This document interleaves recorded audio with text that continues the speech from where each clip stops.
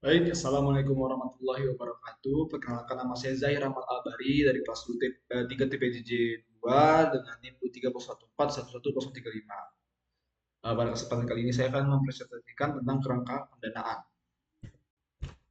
Latar belakang itu, kerangka pendanaan adalah bagian dari perencanaan keuangan yang merinci kemampuan dan cara membiayai suatu program pembangunan atau proyek, baik dalam skala pemerintah maupun perusahaan, dengan mengidentifikasi sumber-sumber dana yang akan digunakan dan mengalokasikannya secara optimal. Lalu untuk pembagian pendananya itu, kebutuhan biaya infrastruktur dari tahun 2020 sampai dengan 2024 itu ada 6.444 triliun. Selanjutnya untuk kapasitas APBN terbatas, hanya bisa menutup dari 37% kebutuhan. Selanjutnya untuk financing gap harus ditutupi oleh BUMN sebesar 21%, dan swasta itu harus menutupi gapnya itu 42%. Lalu untuk sumber pendananya itu dari mana? Yang pertama itu ada dari APBN atau APBD. APBN itu ada pajak, PNBP, dan belanja negara. Lalu untuk selanjutnya ada BUMN infrastruktur. Itu bisa jadi hutang bank, penerbitan obligasi, ataupun ekuitas. Selanjutnya dari swasta itu ada dari investasi langsung, konsorsium, dan obligasi. Lalu bagaimana dengan skema kerjasamanya?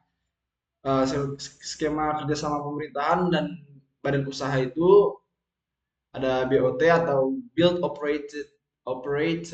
Transfers, lalu ada BOO itu Build Operate Own, lalu ada Availability Payment atau AP, lalu ada dukungan Viability Gap Fund atau VGF, dan juga ada jaminan pemerintah.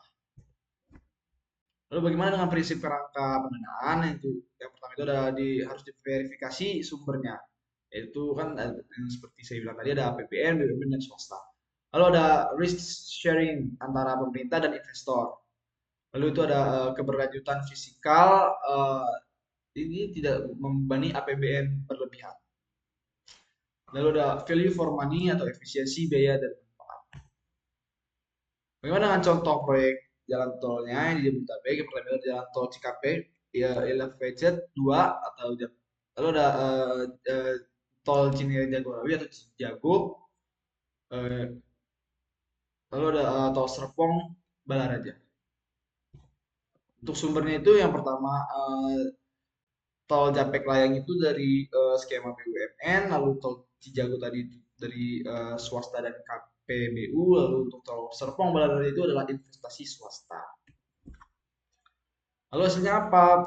Hasil itu pendanaan jalan tol tidak bisa hanya mengandalkan APBN dan KPBU, dan investasi swasta menjadi solusi utama.